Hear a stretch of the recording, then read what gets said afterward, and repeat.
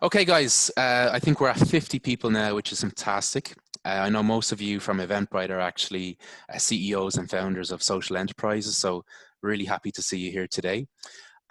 So just to give you a summary of what we'll do today, we're going to give a quick intro to the event hosts.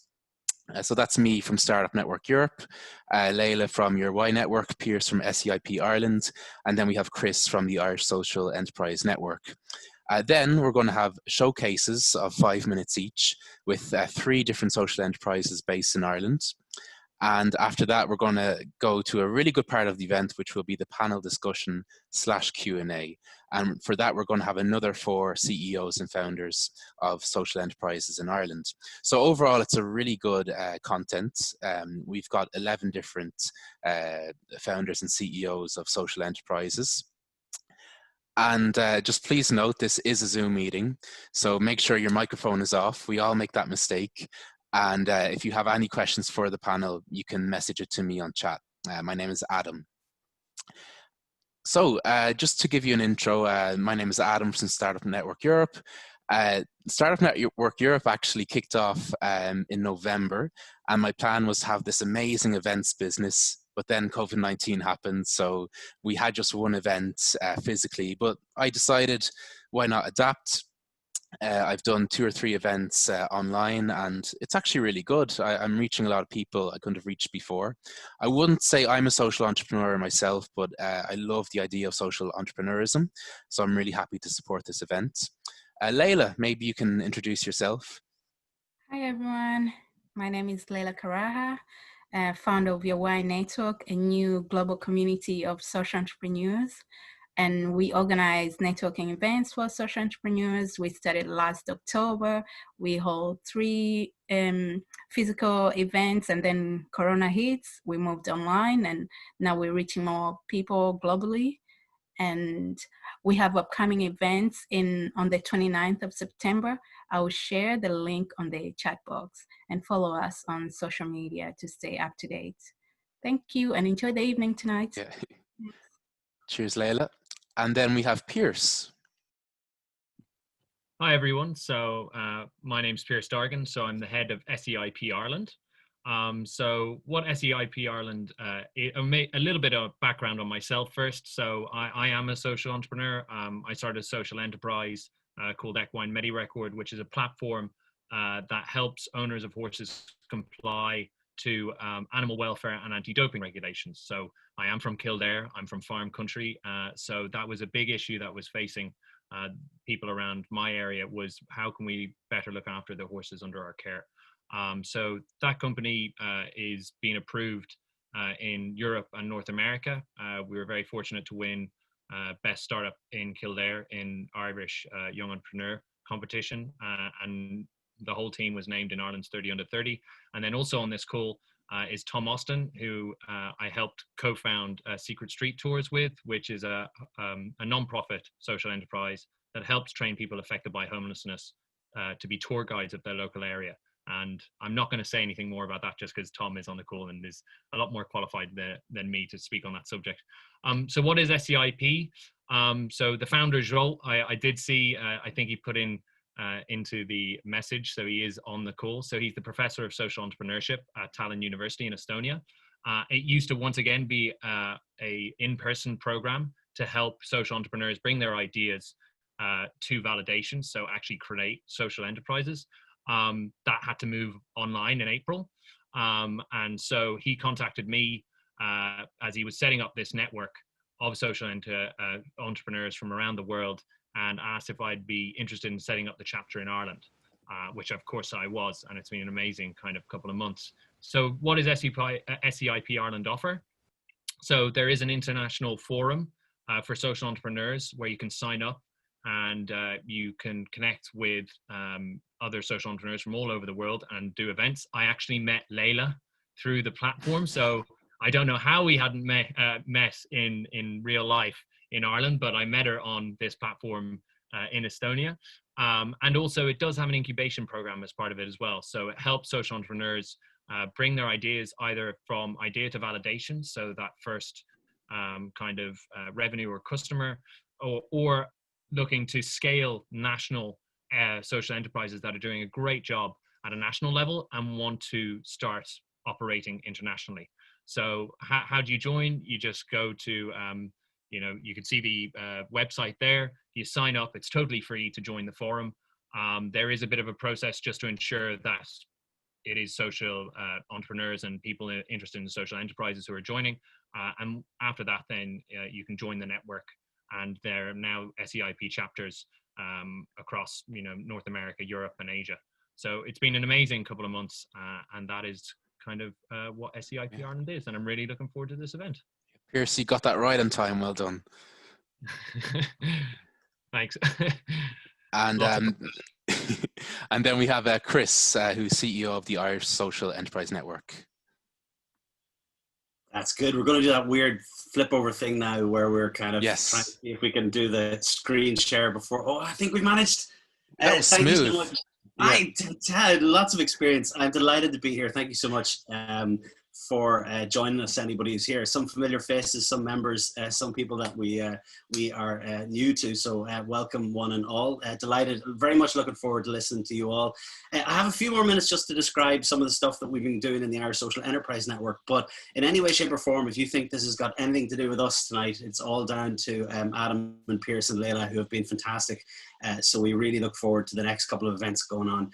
Very brief overview. We are the national body for social enterprise in Ireland since 2013, and our major thing had been to point people in the right direction to get their idea off the ground or take their organization to the next level. Subsequently moved on to advocacy, education and network and developed that. But for us, it's at SOCENT.ie. We have our news and jobs board, and we partner with other people all across Europe, particularly NC Euclid, Social Economy Europe and DIASIS. We've been delighted to partner with some incredible organizations over the last few while to develop the Social Enterprise Toolkit. And we also have the BuySocial.ie website, which is currently received funding for development. We're delighted to be able to talk about that. I will in a second. For anybody who's interested though, do join at SOCENT.ie/membership. I said I would give a bit of overview of sort of things that we're doing over the last few while. And we're delighted to be able to say that we've been doing our social enterprise check-ins for social enterprise every Tuesday lunchtime. So every Tuesday at 1 o'clock, we have, every second Tuesday at 1 o'clock, we have an open forum for people to come along. We also have webinars. So for example, we had the do's and don'ts of accessing social finance for your social enterprise with Donald Traynor from Community Finance Ireland, one of many social enterprise themes that we've been asked to talk about. Subsequently, we've got a number of local social enterprise networks. This one was in last week in Mayo.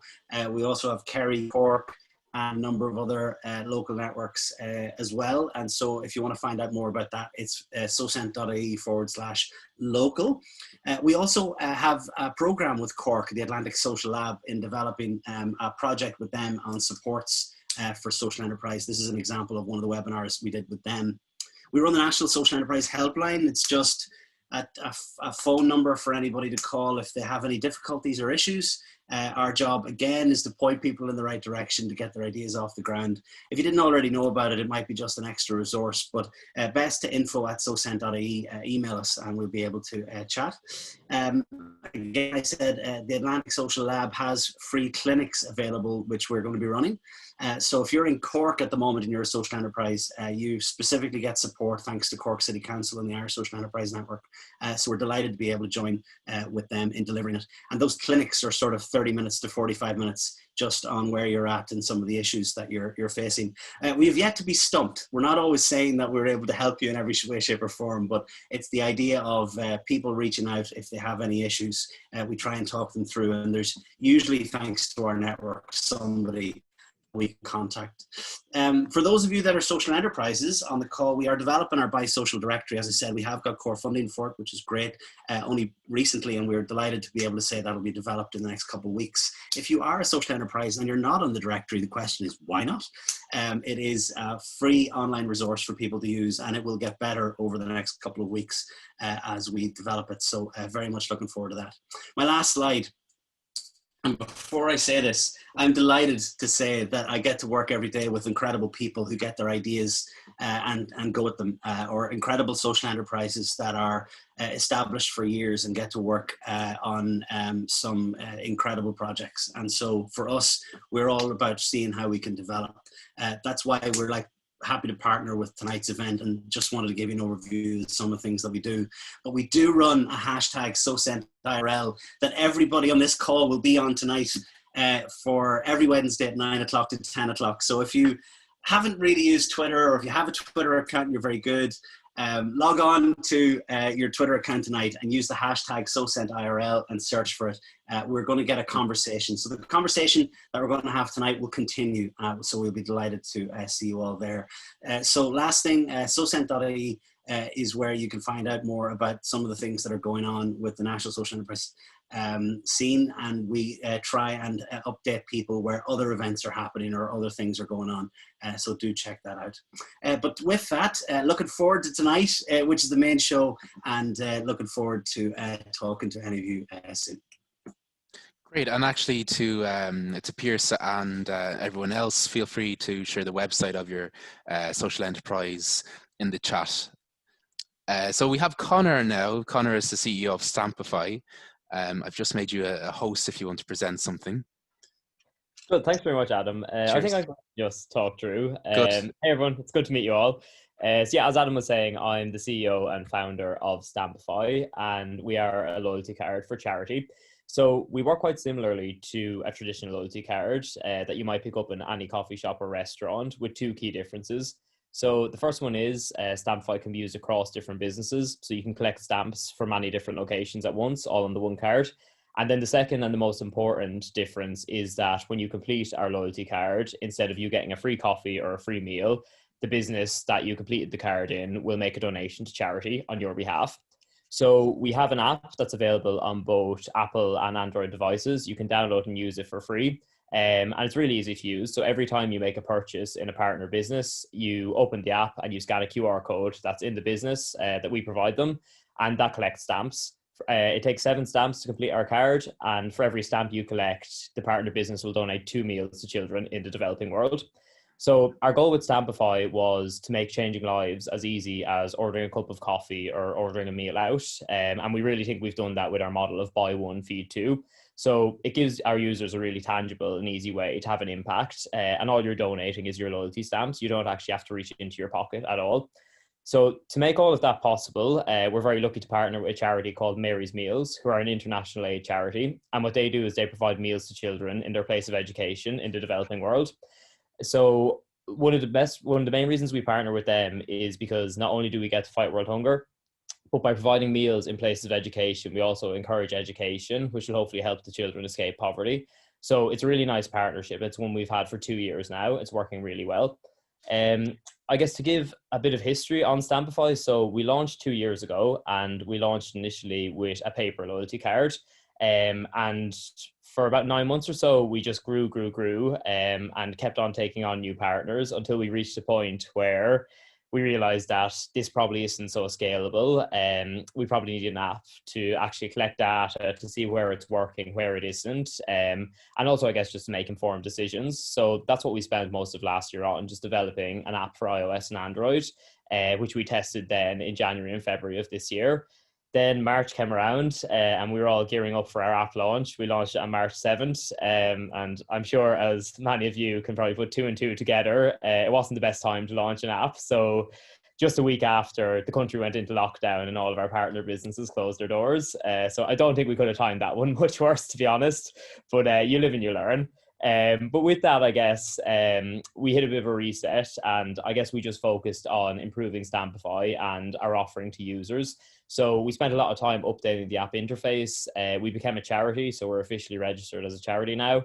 And we also launched a social media challenge to raise some money for Alone, who are Ireland's leading charity for the elderly.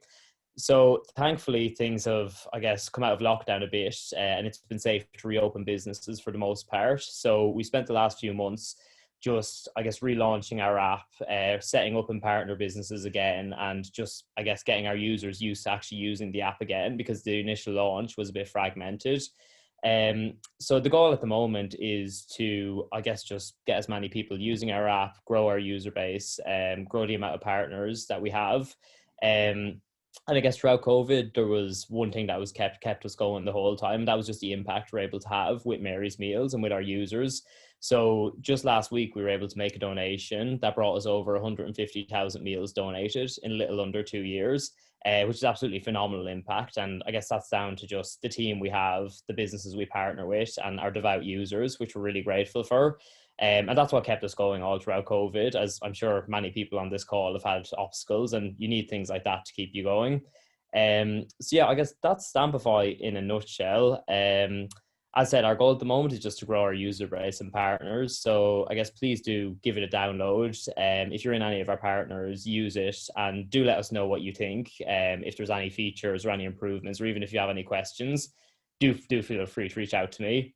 And I think I'm just on time there. Thanks for, I had one eye just on the clock there. But no, it was great to meet everyone. And if anyone has any questions or feedback or anything, please do reach out. But thanks very much, Adam Pearce and the team. Brilliant, thank you. So next up we have Jillian Fagan, who's co-founder of Under the Rainbow, which is a great mental health social enterprise. Thank you very much, Adam. Now I got to also go to the messy bit of sharing my screen, so bear with me there.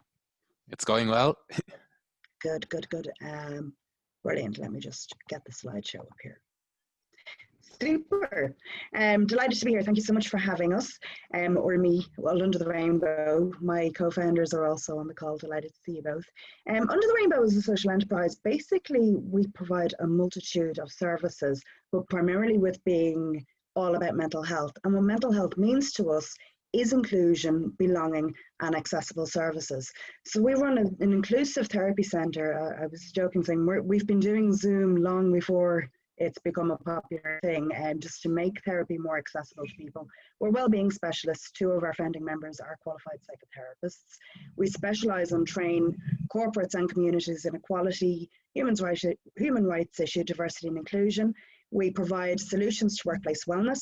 So that's from coaching to workshops, working with companies on stress, burnout, professional services. And we do a lot. I'd say 80% of our work is free community supports and workshops. And that includes education pieces specifically around minority issues and to minority groups. So I know it sounds a little bit idealistic, but we do want a world where everybody can feel safe enough to be their true selves. And for us, health and well-being has to be inclusive, offer equality, and be diverse. So this is pretty much a snapshot of what we do. Bearing in mind that we only were founded less than a year and a half ago, I think we've done phenomenal work. Our centre is based in Capel Street, but obviously with the COVID pandemic, we've mostly gone online. This has opened up an entire world to us that we kind of had in our plan, but not for a while. So we've now brought our services on an international level, which has been superb. So you can read the screen, but pretty much what we do, we offer the workplace wellness solutions, we're mental health specialists, the therapy centre, as I said, and that includes working with groups, individuals, couples, online and in person. We do professional networking. During COVID, we started a monthly professional networking around diversity and themes of diversity, where there'd be a Zoom open discussion where we'd have a theme and we do maybe a short presentation and then open it up to a discussion at the end. We specialise, I guess, being therapists and working with groups and couples. We do conflict resolution, and our 3 founders between us have over 80 years corporate, NGO and civil service experience. So we come from a wealth of background for the industries that we cater to. We do online and in person, and we've been doing this, I guess, since before COVID. We do international training, coaching and supports. We specialise in equality, diversity and inclusion. One of the monthly resources that we do is we hold a lunch networking called BIA, which is all around belonging, inclusion and acceptance. Our most requested workshops to date have been Pride at Work and LGBT training. Our 3 founding members identify as LGBT, so it just stands to reason we hit that, running with that. And we offer professional support programs where we'd come into your industry and work on a consultancy basis and look at what your needs are and offer very bespoke and specific solutions with continuous feedback afterwards, checking in how you've gotten on, what's worked, what hasn't worked, and inclusive leadership training. So to give you a bit of an example as to what we've done since we were founded last summer, I think we've done pretty phenomenal, considering we only have a board of 3 so far. In the last 18 months, we've presented more than 40 talks and workshops. In the last 12 months, our website was only launched, oh, happy birthday to our website, September last year. We have 16 blogs, and those blogs are mostly around mental health supports and community resources as well. We're on most of the social medias. I believe we might be joining TikTok soon. Well, we'll see. There's a debate on that one. We have attended more than 50 events in the last 18 months, and that's just between the 3 founders. We have welcomed more than 100 clients to our therapy centre, and most of the clients that come to our therapy centre come to us because they haven't found a therapist that has been able to identify or specialise in what they're presenting with.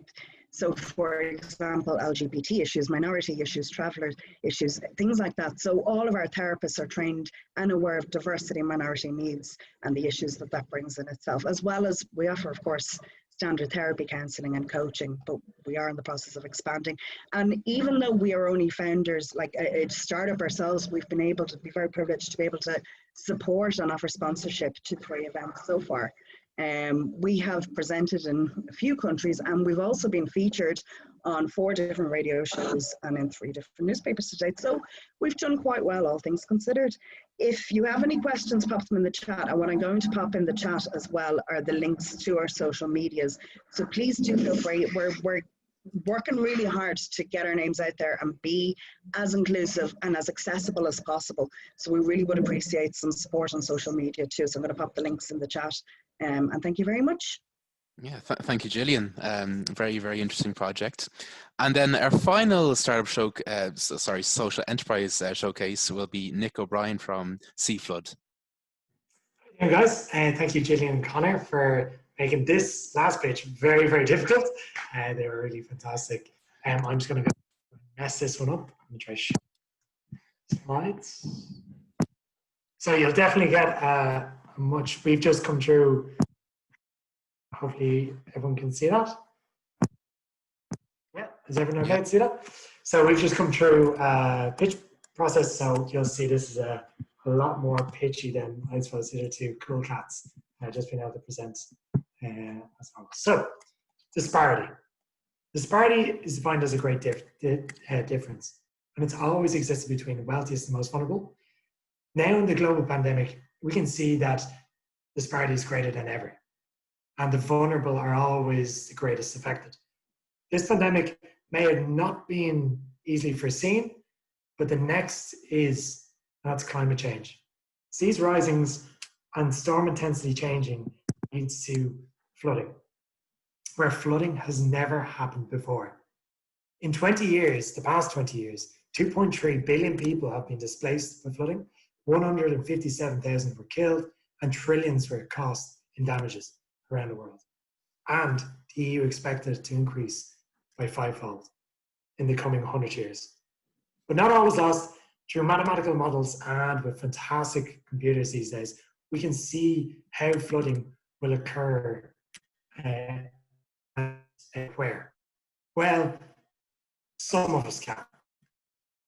This information is provided by a method that hasn't changed much in 50 plus years, and that's paper maps. We put all this incredibly important information onto paper maps. When seas rise by 1 meter in the next 100 years and 145 million people are affected, will paper work and PDFs? This is what sparked Seaflood. From the start, we identified that the largest reason for inequality and disparity was not because of models, but because of poor communication and access to information. Are we going to print millions of maps, as I said? Or if they're even on a smartphone, will they be understood? So, I have a little video here. I hope it doesn't work. So, what if we had a stick with lights, something super simple, and a GPS, something that whenever you place it, wherever around the world, it showed you the height of a flood. It goes away with all language barriers and many other barriers of communication. Not just that, but it also showed you where walls and best place embankments would go. So to clarify, currently, this is the process, and you can see how slow it is by getting the information to people, and that's with maps. So we link the models to our cloud so that information is distributed in a few clicks and not a few weeks. While our goal is very much to save homes, community lives of millions around the world, we believe that we can actually build a strong business at the same time and benefit even more. So we believe markets lie in things like professionals, city planners, public bodies, and then also people around the world. Our competition, again, this is very pitchy, our competition, essentially what's out there, like we're not trying to compete. Essentially what we're trying to do is just up everybody's game so that it's not so difficult to understand where flooding is going to hit. So if they were better, we'd simply probably just join them.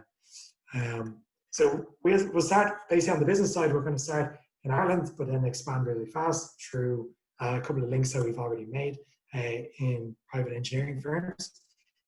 And not to do got customers just yet, but we are accelerating to that point where we've got our MVP almost to the finish line. So we're nearly ready to go. So let's get back to the real goal. What about the people in the countries without engineers or budgets for defences? What about the homes, communities and lives of the vulnerable along some of the say these coastlines when seas rise? We will ensure these people also have the adequate access to see where a flood is going to hit. Give them the knowledge, give them the power. If they can't build defences, then at least they can start looking to move or clear the area that these floods are predicted in.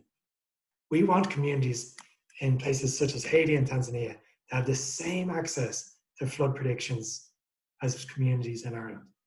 And we won't stop until they do. My name's Nick. I'm part of the CFlood team. We hope to soon be saving homes, communities, lives. Thank you very much. I think that's it. Thank you, Nick. That's great. That's great. Thanks very much. So guys, look, those were 3 great examples of social enterprises in Ireland. So what we have now is the panel discussion. So we have 4 questions prepared. A couple of them are controversial, which means they should be fun. And we're going to hear the opinions not just of one speaker, but of all the 4 panelists that we have. So just to start, we have Lizzie, who is the co-founder and CEO of Change Donations. And our question for you is, can a for-profit organization be a social enterprise? Yeah, so I'm the co-founder of Change Donations, and we are a social enterprise, and we are also are for-profit. So I think that's why I got this question. And so yes, in my opinion, I think a social enterprise can absolutely be a for-profit. I think as long as the company's mission is really focused on having social impact, that's kind of one of the biggest factors. And also I think because as a for-profit social enterprise, we're also forced to have a really sustainable business model because we're not able to rely on grants or government funding. And so it really does make us think kind of long and hard about how we're going to sustain ourselves throughout the lifetime of the business, ongoing, hopefully forever. So the other thing is, I think actually, as a for-profit social enterprise, we have the potential to scale quicker and then therefore have a bigger impact on the causes we support. So for us, for example, we raise money for charities and nonprofits through both one-off donations and through round-up donations, so allowing a donor to link a debit card, round their purchase up to the nearest euro, and then donate those round-ups to the causes they care about most. And for us, the main goal is to really give donors a way to give any way they want, regardless of how much they're able to give, giving what they can when they can. So bringing kind of the aspect of giving into their everyday lives. And for us, the kind of having a sustainable business model and being able to grow faster allows us to support more charities and then therefore more donors. And then by that growth, be able to have kind of a larger impact. So I think it really does make a big difference. And the reason we're able to kind of scale faster is because we were able to, as a for-profit social enterprise, attract investment. So having an influx of investment into the business allowed us to kind of hire quicker and grow at a faster rate than I think we probably would have been otherwise.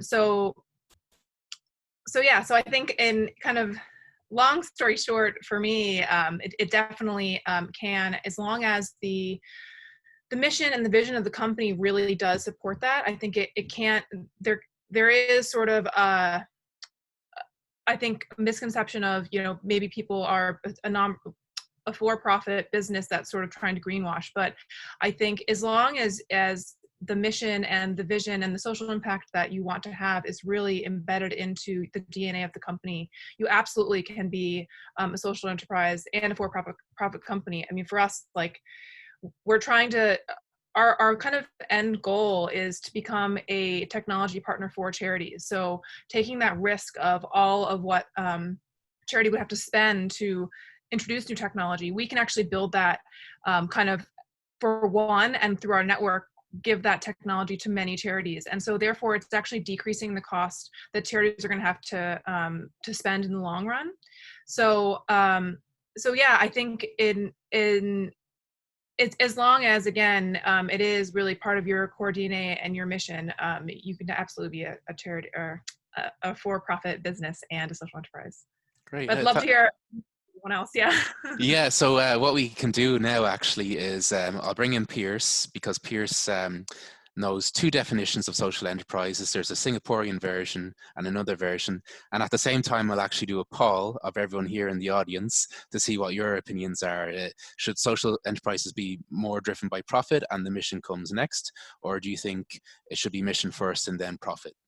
Pierce, maybe if you can come in and just explain that difference.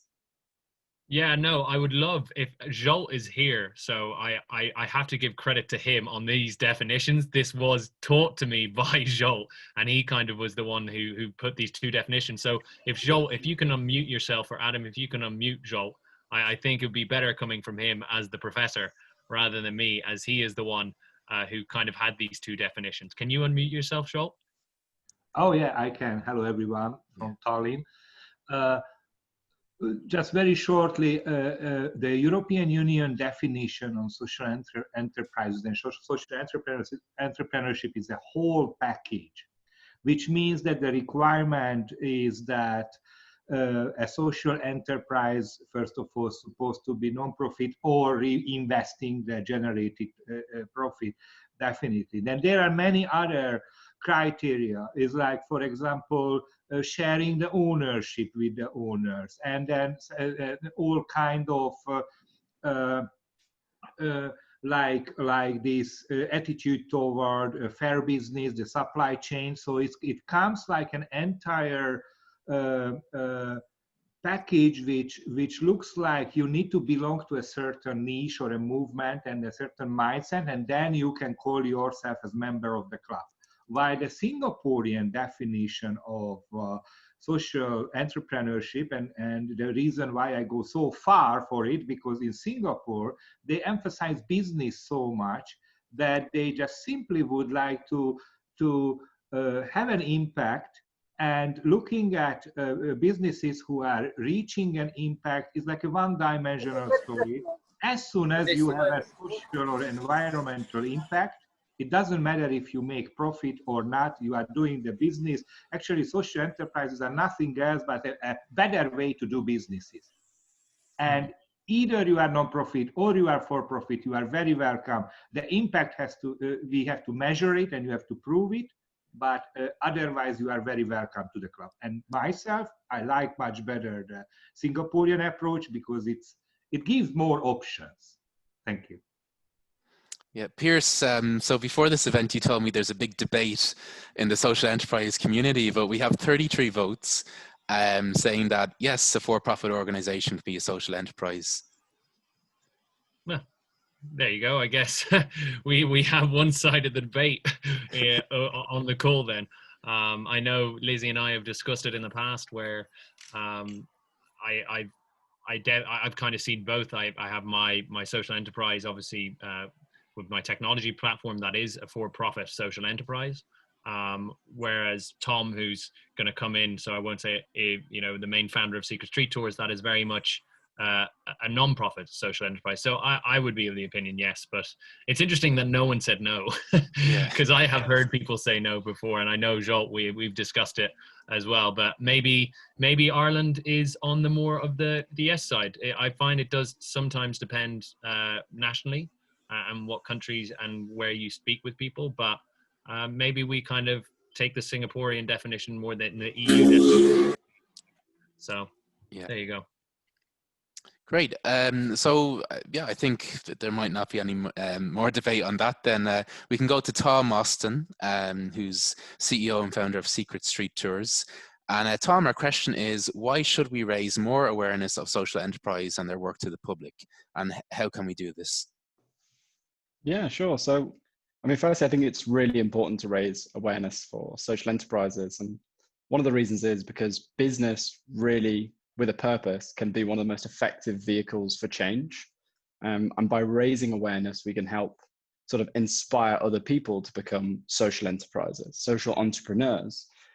And one of the simplest ways, I believe, to do that is by replicating or building upon models that might already work. So, I mean, the actual idea of Secret Street Tours came about when I was visiting Vienna and I was looking for a way to give back and something to do as well. So I discovered Shades Tours, and that was a homeless walking tour in Vienna. And after going on that tour, I was really inspired, coupled with the homeless crisis we were having back home, and thought we really need to bring this back to Dublin.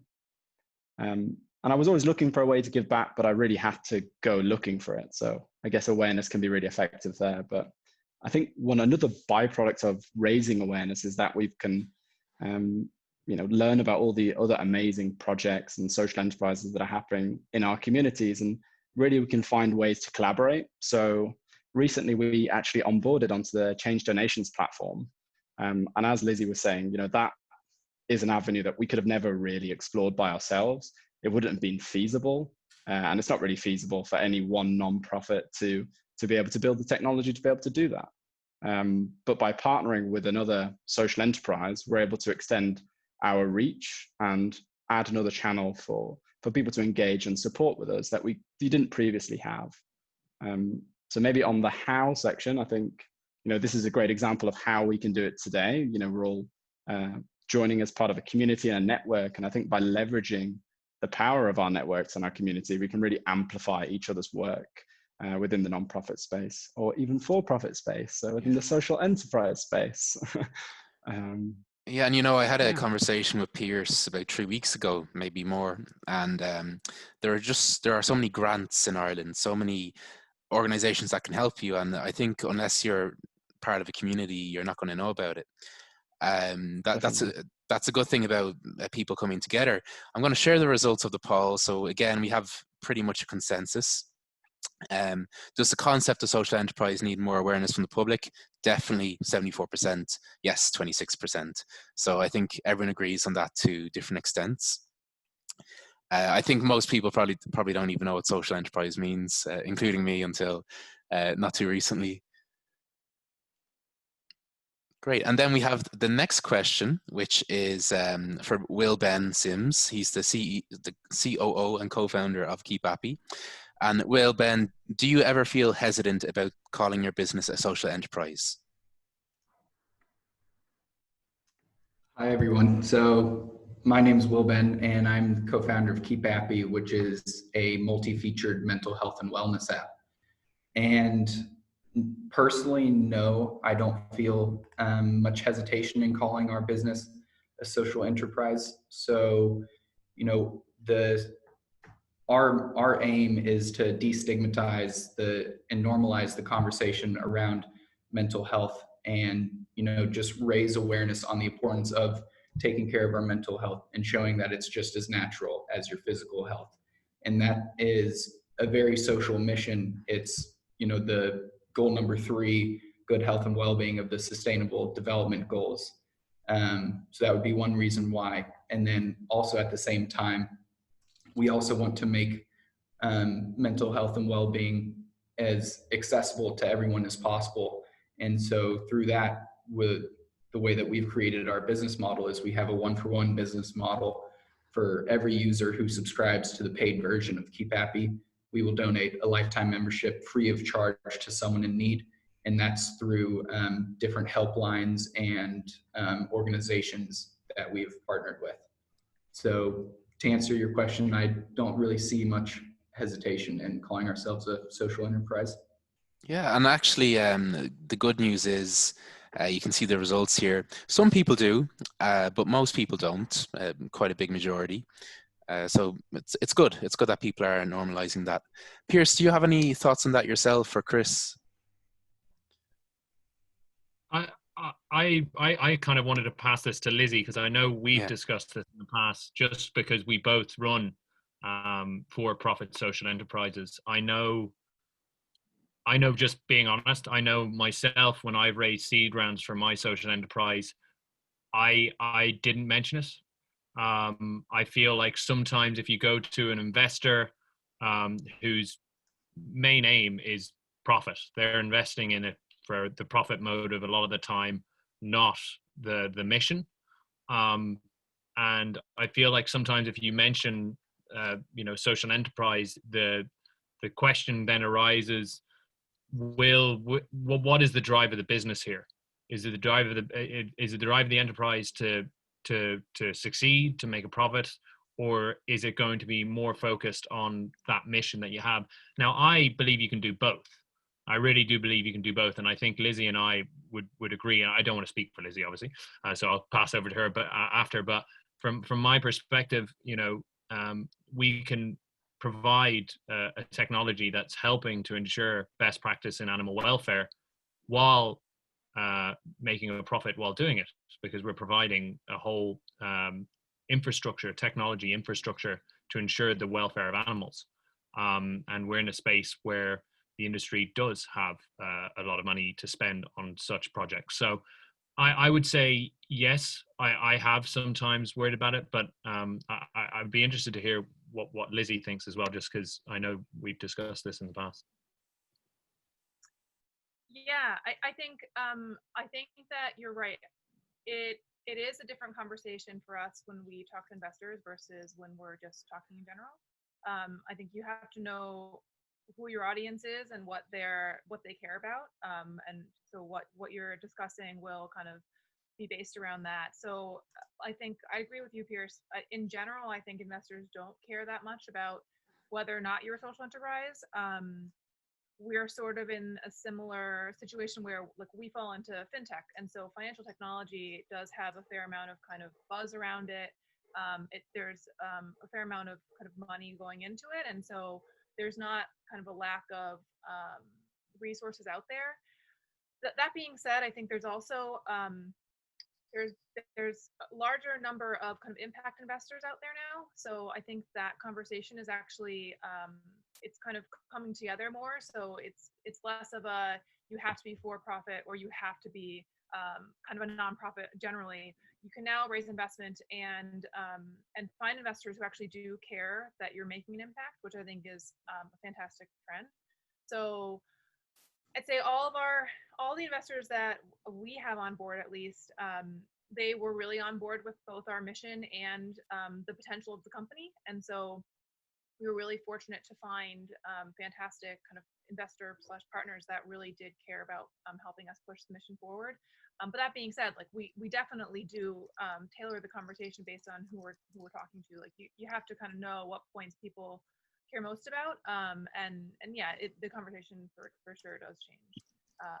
But in general, I think just based on, for us at least, like we're raising money for charities and we are trying to be a technology partner for charities. So kind of by the nature of what we're doing, we are a social enterprise. And I was talking to Pierce and Jolt the other day about, I think that's kind of the holy grail, is when you can be a for-profit business and also do good for the world. Like there's nothing kind of better than that. So I hope that is the way that companies are trending, that you are able to be a for-profit business and actually make a really big impact on the community around you.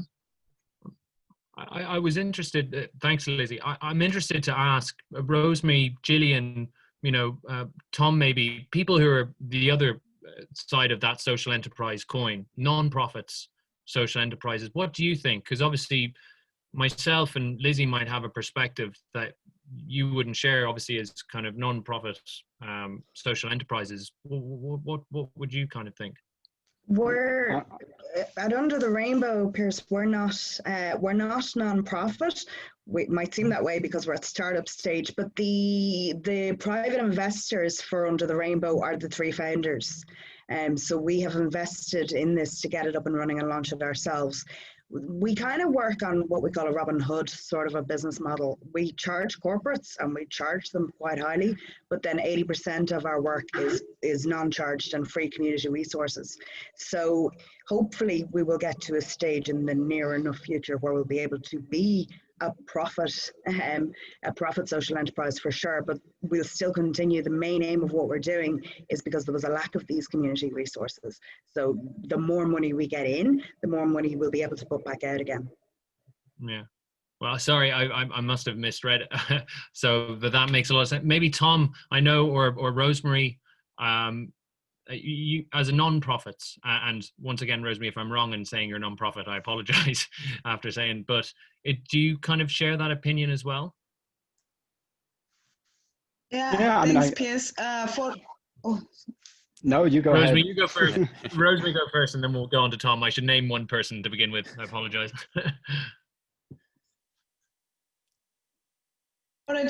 For us, it will be difficult to charge for our services because the people that we're supporting, some of them, they don't have any source of income. So basically, as of now, we depend on grants. But in the future, we are planning to kind of like start doing enterprise income generating activities, which are going to be charging the public, but still they're not going to be for profit. Thank you. Yeah, and I think that's a perfect way to go on to Tom, because I think, you know, it might be something similar, obviously, from your perspective as well. You know, working with people who are some of the most vulnerable in our society, it's you can't, like my opinion, having said it, you can't be a for-profit, but it has to be non-profit. Would you agree? I don't. I mean, oh, we had another Tom. Yeah. Yeah, I mean, I guess what was really important for us when we set up was sort of sustainability and running like a business. So even though we did set up as a non-profit, because I think the mission was you know, it was in the homeless space, and we didn't feel like we should be making a profit in that particular instance. But at the same time, we did want to take all the learnings from running like a business, and within sort of an initial investment from Pierce and myself, we were able to become financially sustainable and make that money back within 2 months of trading. And within another few months, we're able to cover our running costs for the next year or so. So yeah, and I think we did that by really focusing on efficiency and really running like a business. Great, and then we'll go to our final question, which is for Rosemary. I didn't write this question, but if social enterprise is so damn good, why isn't everyone doing it, Rosemary? That was a difficult one for me. Like we can't all be social entrepreneurs. But anyway, to start on that one, I'm going to say I saw a comment by Comfin. Apologize if I didn't pronounce your name well. And he's saying there's a need to raise awareness of what social enterprise is, and also because most people, they're cynical about what social, they don't know what you're getting out of it. So there is that need that there is a need that awareness must be raised. People should know what exactly social enterprise is. Personally, yesterday I had a call with a friend, and she actually assumed I get paid a lot of money because I founded Dignity Partnership. So every grant that I apply for, there is a cut for me. So that's what she actually said, to say, you're living a good life because you're getting funding for all the work you're doing. And I had to explain to her to say, I don't get anything. I'm doing this just because I want to see the change happening. So yeah, people are not aware of what social enterprise is. And also on another note, this is just my opinion, people can differ. With the social enterprise, we are looking at bringing a social impact. That is the need that we want. Whereas some people, they're looking at making profit, seeing the profit happening right away. That's why some people don't go into social enterprise. And also, I know business, they require resilience, but at least with the business, you know that, okay, this is what I'm going to sell. I'm going to advertise this way, and you know the outcome right away. But it's somehow different with the social enterprise. So when you are running a social enterprise, you need to have a thick skin and be passionate of what social change you want to make it happening. Yeah, it was a tough one for me. That's all I can say. Great, and actually what we can do is, I'll just say a couple of things before we go on to the other panelists and speakers. In the chat, guys, if you have any questions, write them and we'll try to answer them here in the event. Also, if you have any suggestions for a follow-up, a lot of great events happen and then that's the last thing you hear, but if you have any suggestions for a follow-up, let me know. For example, a couple of people told me a list of resources could be very good. I see something called Entrepreneurs Academy. It sounds like a great thing for for-profit businesses, non-profit businesses. So yeah, why isn't everyone doing social entrepreneurship? Do any other panelists have something to say on that? I might just jump in, Adam. I think it's a labor of love. I think anybody who founds a social enterprise is doing it because there's a deficit that's available. And I think there's so much work involved. It has to be a labor of love. If you're looking for just a job, it's not for you. I think it really has to match your values and your ethos and what you stand for. And I think really and truly it's about trying to make a change and a sustainable change. And that's just not for everybody. And yeah, that's so true. I agree with you, Jillian, because sometimes people ask you to say, why are you doing this? Are you here to save the world? So like for us, our impact is to see migrants using their talents or the skill set they have. Because often we see that migrants, they come in the country and they're kind of like they're made to reskill. But then there is that skill that is there that can be used to also contribute to the economy of the country.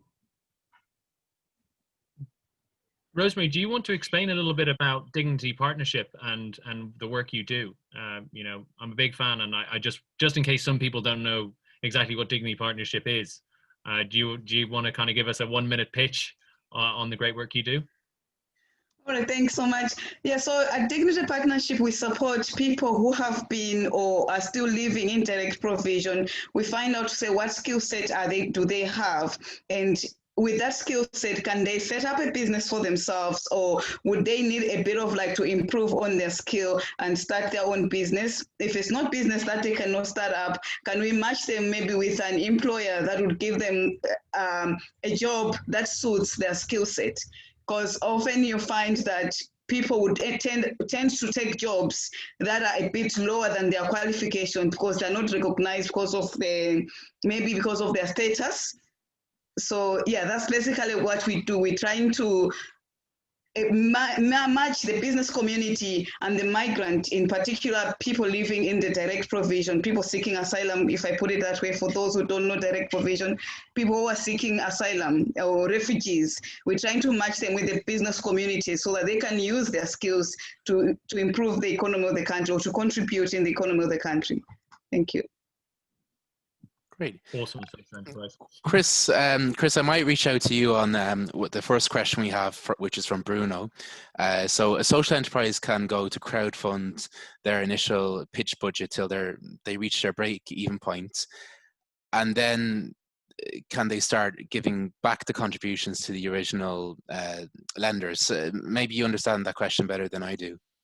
Sure. So it's funding. And so the difference between funding for equity or capital or having some sort of loan are two different things. So you'd imagine an awful lot of people, maybe if you watch The Dragon's Den and they go in and they say, I'll give you 10% of the company for €100,000 or whatever. That's because they gave away equity. That's the actual shares of the company.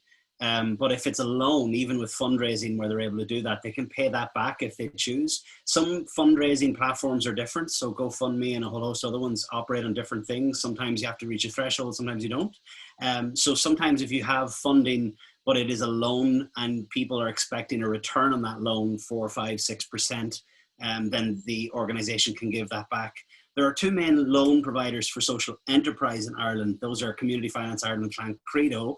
But that doesn't mean you can't go to your bank or your credit union even, which should be a first port of call. And I'm just noticing actually tonight, just talking about loans and finance and funding, there are some supports available for that to get advice on it. It can be quite confusing, but your legal type dictates an awful lot. If you don't have shares, you can't go for that type of loan, that type of finance. So sometimes people can do that. But if it's a loan, then you can pay that back, and that just operates for any company. Great. And actually, Pierce, I know you have some experience with fundraising. You had some good tips. I was kind of more from the for-profit space. So if you are a for-profit social enterprise, obviously then there are things like Enterprise Ireland, which would be kind of where, or the local enterprise office. So these are kind of government bodies that help with startups, whether normal startups or social enterprises.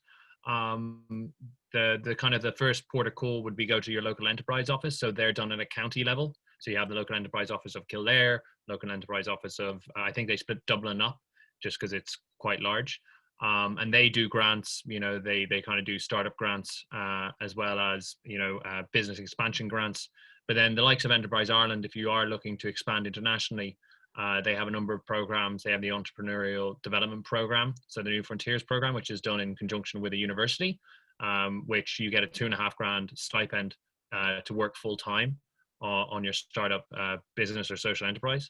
And then they can then co-invest if you do a seed round. So I think they co-invest, don't quote me here, but I think they co-invest up to, I think it's around 200,000. So Lizzie might know more than I do on this subject, but I think it's around that. And they and they essentially will come in with other investors that you look to raise, and there's due diligence obviously done on that. But that's from the for-profit social enterprise space. The other ones I would just mention there are organizations such as the Ireland Funds.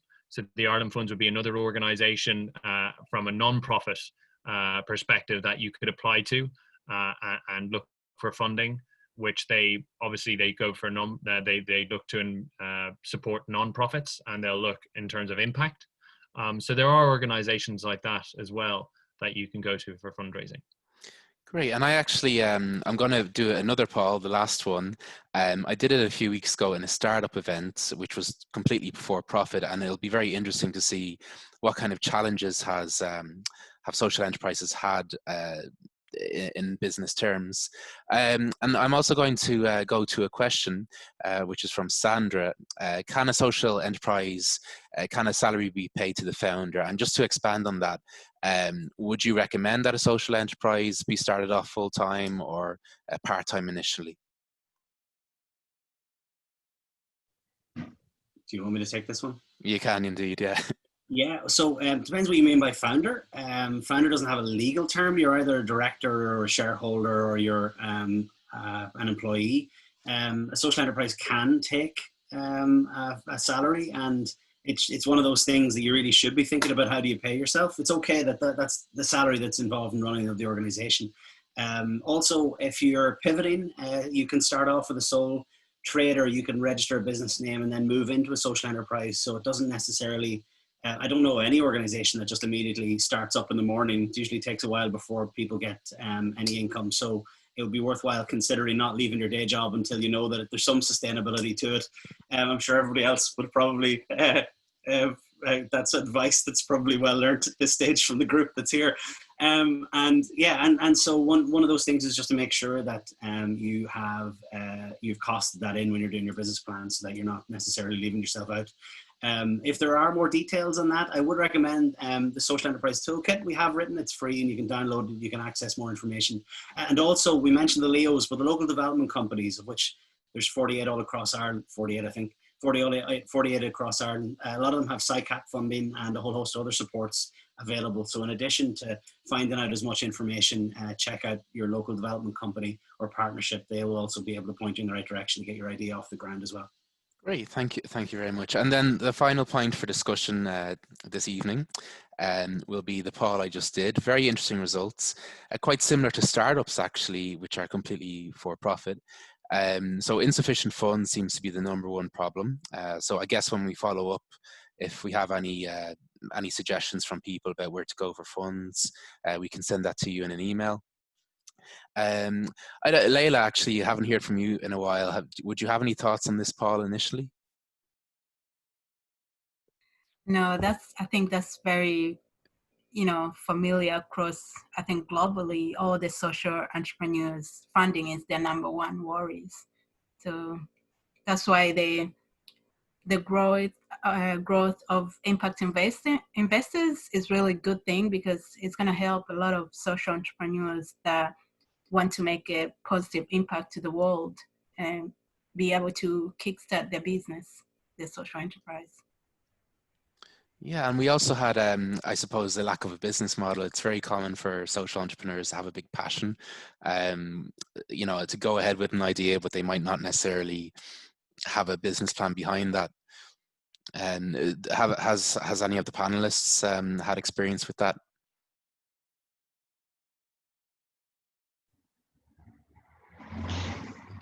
Can I go on? Yeah.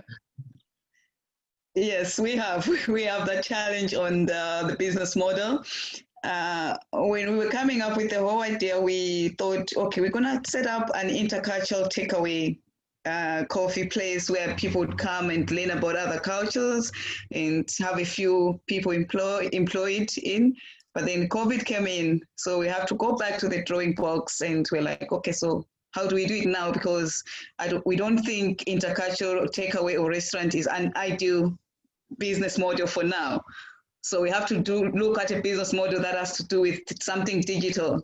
So yeah. Yeah, great. Well, look, guys, I think we can end the event there, unless do the panelists and speakers have any final thoughts on what's happened today?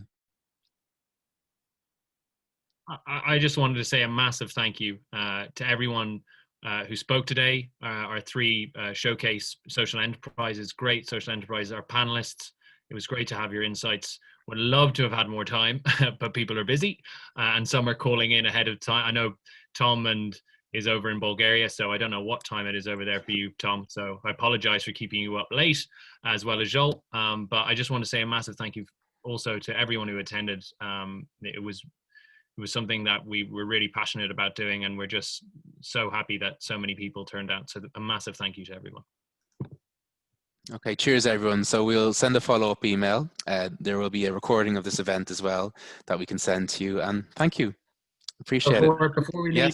Before we leave, sorry, Chris, do you want to do one last word before we leave? It is. And so guys, a lot of this is about introducing people. So it's about a network. And one of the things that we have been doing is the Twitter hour. The hashtag is SoSendIRL. We want to continue the conversation. It'll be the questions that were asked. I'm sure you guys all have opinions on it. So we're looking for, go grab coffee or ice cream. I don't know, wine. Who knows what you guys take, and then enjoy it. But every week, despite our best efforts, we trend on Twitter for SoSendIRL, highlighting good stories of social enterprise.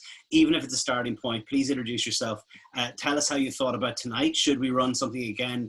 I know that Adam will be emailing out, but it would be great just to have conversations after this. We want to continue it. Thank you very much for everybody. You guys are awesome. Well done. So looking forward to seeing people again shortly. Okay. Cheers, guys. Bye. All the best for everyone. And Thank hope you. you're doing well, Adam. Long I time not see you. love Italy. Thanks. Thank you.